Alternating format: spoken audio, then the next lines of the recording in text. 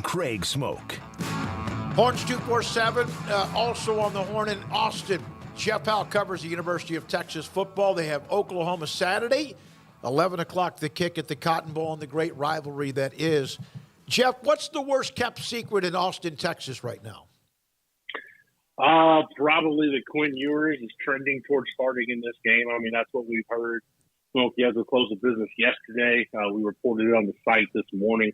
I think last week, I don't know if I'd call it a setback. It's maybe a bump in the road in him getting back. And, Sark is not going to give anybody publicly. He's not going to tip his hand. He's made that pretty clear. But I think he answered the question at the beginning of the week without really answering it when he was asking, do you stick with the hot hand with Hudson Card or do you go with Quinn if he's ready? And Sark said, well, I'm going to go with the guy that gives us the best chance to win. I think all things equal, he's made that pretty clear that he feels that's Quinn Ewers, given the fact of when he made the decision. And, they was just kind of been waiting for him to get back. Hudson Card has done a phenomenal job considering he's done a lot of what he's done on one leg. I mean, that ankle's really bothered him while he started. All signs right now are pointing to Quinn Ewers being the guy on Saturday. Jeff, in terms of, I guess, least hyped OU Texas games that you've covered, where does this one rank? Man, Craig, it's up there. It's really weird, for me as an observer of this Texas program, having gone through like the 5-year losing streak in the early Bob Stoops, Mac Brown portion of this rivalry to, that just kind of making it feel like Texas feels almost up against it every year when you go into this game. It's been a long time since, Texas has been the prohibitive favorite in this game, the betting favorite, and where you feel like, man, it's almost turned into, and a lot of it just has to do with two things, Oklahoma's psyche and all the injuries they're dealing with. They're like, okay, what can Oklahoma do to stay in the ballgame? So it's really weird from that standpoint, but honestly, Craig, it really takes you back to like when I was a kid growing up watching this game, like in the early to mid '90s, even the late '90s, when nobody outside of the two fan bases really cared. But like I said all week, whether it was '94 with Tony Clark stopping James Allen at the goal line, the overtime game in '96, those were some of the better games in the history of the rivalry when, again, nobody outside the two fan bases cared. But yeah, it's a really, of the ones I've covered, under hype is one way to put it. Just strange circumstances entering this one for me, having covered it as long as I have. I'm trying to think, and Texas has won 2 or 3 times when it, like recently, not recently, but over the last 15 to 25 years, they've won when sometimes it was not expected.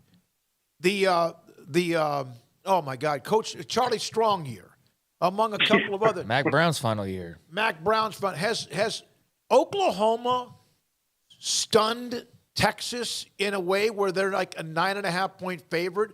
The 2000 team was on a roll and they blew Texas out of the water, and that was a run that they started to make.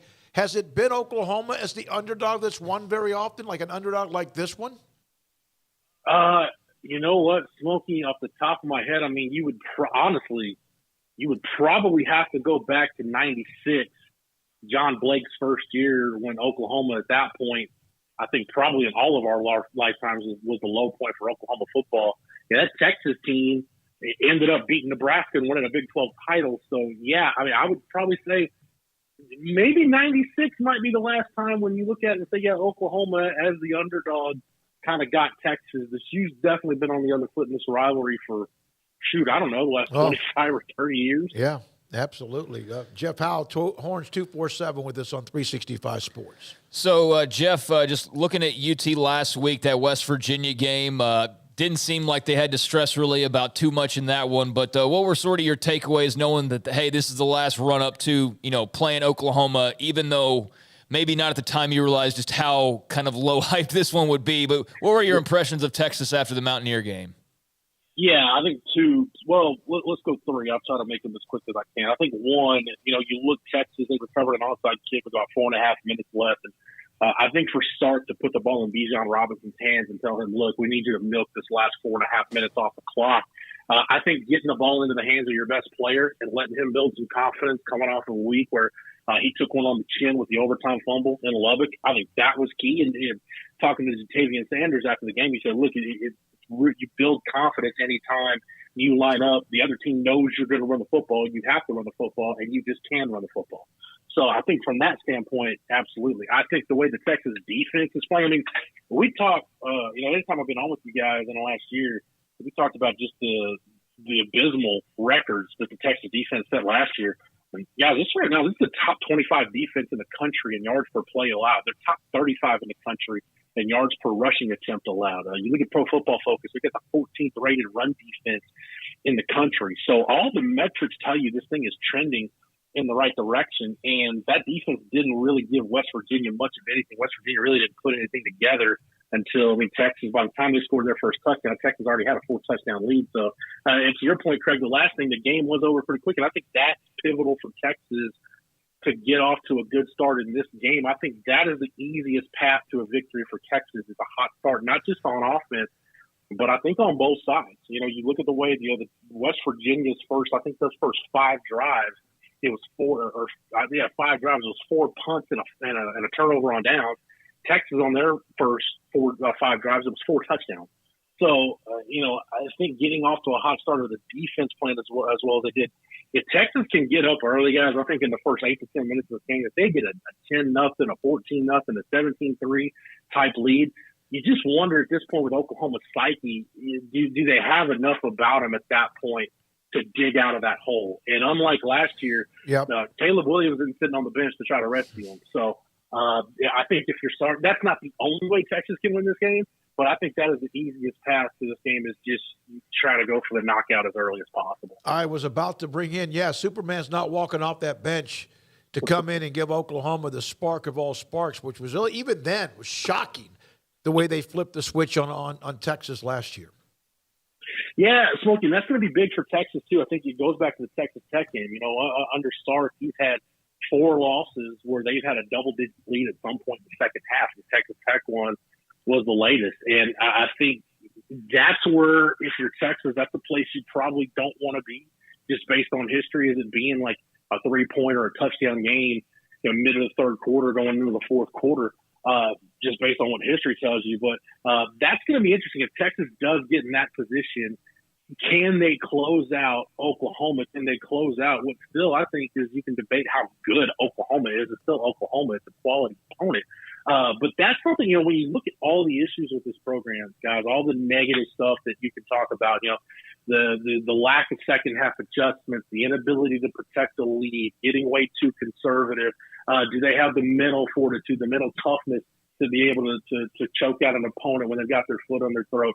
All that stuff started with this game last year. So regardless of whether anybody wants to label it a signature win for Sark, given where Oklahoma is, if Texas wins this ball game, and if they happen to do it in that fashion where you can really close them out in the second half, I think that's a really good way to turn the page and start anew going into the second half of the year. With the Oklahoma game behind you, you got Iowa State at home next week, and then it really gets tough with you got a bye week in between trips to Manhattan and Stillwater. So this is a really big game for Texas on a lot of fun. I saw where Parker Thune reported just a little while ago that Sooners linebacker Shane Witter out for the season due to left shoulder injury. Oklahoma now left with 4 active scholarship linebackers entering this game, Jeff. They could, in theory, pull the red shirt off somebody, but 4 active scholarship linebackers as the injuries just continue to hit. So that leads me to we know the situation there, and we know Texas had the nice win. Is there anything about Oklahoma?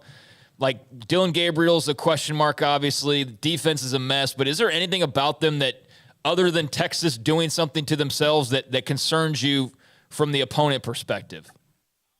What really concerns me, Craig, is when I look at the middle of the Texas defense, that's where West Virginia, even last week, to an extent, if you attack Texas, you can get them between the numbers and kind of in that intermediate game. Jalen Ford's proven to be a really good linebacker against the run. DeMarvion Overshone has been really good when they put him on the edge and used him as a blitzer. I think coverage by the linebackers is still kind of an issue. And when you look at Drake Stoops plays almost exclusively in the slot, Marvin Mims is probably, 55-45 slot versus out wide. And then you've got Braden Willis that at tight end who's played a lot of football. I think if Oklahoma's going to move the ball, if you're going to see them move the ball, I think it's going to be attacking Texas at the second level. You can neutralize. Texas, they don't have the sack numbers, guys, but I mean, their front four has been able to generate pressure and put pressure on opposing quarterbacks about as good as any defensive front in the Big 12 when you start looking at pressure rates and just raw numbers of pressures. But if Jeff Lebby can keep the tempo up and use that quick passing game and get it 5-6 yards a pop attacking Texas at the second level, especially Greg, you talk about injuries. I mean, what is Eric Gray's status going to be in this game? I mean, Marcus Major's coming off of an injury. What does the Oklahoma backfield look like? I think those three guys, I think it's Drake Stoops, Braden Willis, and Marvin Mims attacking Texas at the second level. I think that's Oklahoma. That's the path of least resistance for Oklahoma to try to move the football. Do you think there's a possibility because of how last year went, and because really, I know Texas has won this game, but Texas, Oklahoma seems like they have really had the upper hand, as you mentioned, since Stoops arrived. Do you think that if there's a chance Texas can just crush them, they will? I don't know, Smokey, because that's not really Sark's style. And I don't mean to say Sark would call the dogs off or feel bad for Brent Venables. But I think you look at the West Virginia game, and I think this is, and maybe that's a turning point moment for Sark, so that's something to monitor. But I think you look at the West Virginia game, the way they won that game, I think it's how Steve Sarkisian wants to win a football game. If you can get, a 14, 17, 21-point lead and get the game in the second half where the clock is on your side. I mean, look, the Texas defense, they gave up some yards and gave up some points in the second half, but you're still holding West Virginia to about 4 yards of play. And, I mean, it's almost like they say, hey, if you want to take 7.5 minutes off the clock to try to score, great, you're going to run out of time and you're not going to be able to win this ball game. It's kind of how Texas won the TCU game last year. They got a big lead and just kind of held on to the end. So it's really kind of Sark style if you do get a lead to kind of hold on and try to just hold serve, so to say. So I think, Smokey, if Texas got us in, man, I think your Texas fans should make you really nervous because, again, I can't remember a point in the rivalry, maybe other than the 2005 game, when you're talking about, the disparity between the two squads, potentially, at least what you see on paper going in. But that would be, to me anyway, a change of style in terms of the way Steve Sarkisian wants to win ball games. That was the Vince Young and national championship team. Jatavian Sanders, a very incredibly good young talent, big body, young kid from Denton Ryan. Has he even been better early than they thought? Yeah, Smokey, I'll tell you where he's really been good. So you look at that tight end position for them going into the year, and they had planned on kind of making Jatavian Sanders exclusively their inline guy. They were going to use Jaleel Billingsley, the Alabama transfer, as kind of their, kind of a sniffer back. You can flex him, split him out wide. He's right now sitting on a 6-game suspension. They fought to get that overturned. It was an issue that happened when he was at Alabama. They couldn't get it overturned. So Jatavian Sanders has kind of become their move guy, doing a little bit of everything. And, I mean, anybody that saw him in high school knows the guy's got incredibly strong hands. He's a gifted athlete. His ability as a blocker, it's not like he's just rolling guys off the line of scrimmage, but, as much split zone as they run, as much wide zone as they run, his ability just to kind of get in front of people at times and just actually look like he belongs at that position. That's a credit to him and a credit to the job Jeff Banks did as a tight ends coach last year to basically take last year. He didn't redshirt. He ended up playing in 11 games, but basically say, look, well, you got two veterans in Cade Brewer and Jared Wiley. We're going to teach you the nuances of this position, teach you how to be a complete tight end. Smokey, you got to go back to, and I don't think I'm out of turn saying this. I mean, you got to go back to David Thomas to find the last time Texas had a true, legit, complete tight end that was a 3-down player that they could move around and do a lot of different stuff. But Jermichael Finley was a great receiver. I would think J-Mike would probably be the first to tell you he wasn't, an elite level blocker. But overall, I mean, it's been a long time since Texas has had a guy like Jatavian Sanders that could do so much in the blocking aspect. Just his willingness as a blocker, I think that is leaps and bounds ahead of where I think this Texas staff thought it would be. Yeah, he's a freak of an athlete. This series, 55-48, 53-45, 4 overtimes the year before that. 48-45, Texas won in 18. Oklahoma put up 60 in 2012, and I think 2000 when they won the national title, and again in 2003.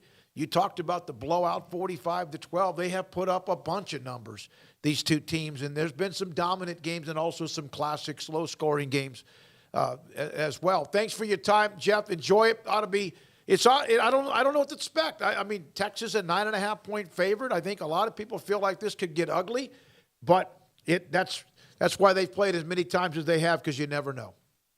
I'll tell you this, Smokey. It's adding to all this. This is the longest stretch. You take out the Big 12 championship game. It's the longest stretch in the history of this rivalry where the regular season meeting has been decided by 8 points or less. So, for one side or the other, it does feel like maybe somebody's due for one of those ones that everybody can find another game by the start of the third quarter. Yep. Thank you very much, Jeff. Jeff Howe, Horns 247, also the Horn in Austin on radio, does a